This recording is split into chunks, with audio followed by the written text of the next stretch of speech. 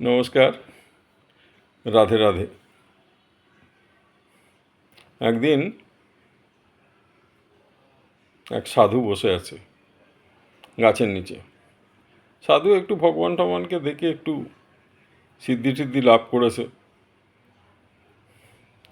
গাছের ডালে বক বসে আছে, আর বক বেচারা কি করে জানবে তলায় সাধু বসে আছে না চোর বসে আছে।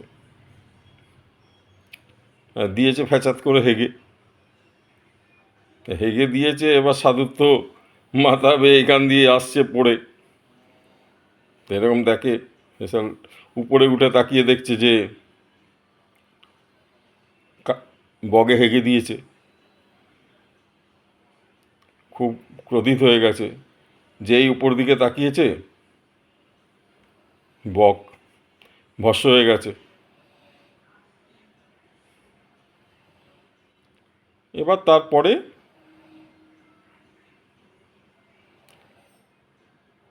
ওই সাধুটা ভিক্ষা করতে গেছে। তো একজন বাড়ির দরজায় গেছে, চিৎকার করছে, ভবতী ভিক্ষাং দেহি।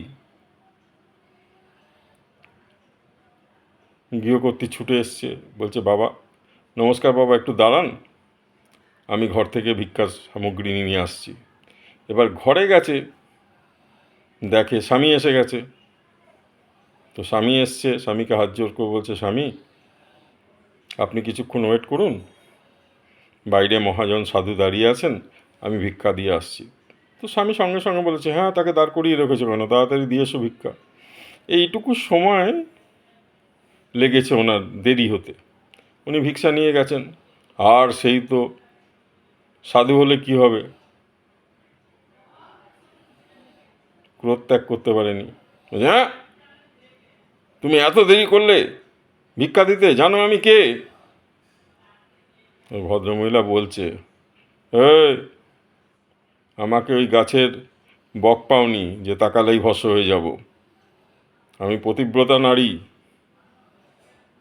আমি পতিব্রতা ধর্ম পালন করছি আজকে এতদিন ধরে। তুমি জপ তপ করে না যা না করেছো, আমি পতিব্রত ধর্ম পালন করে ত্রিকালজ্ঞ হয়েছি। কিছু বুঝলেন? যে কোনো সাধারণ মানুষও যদি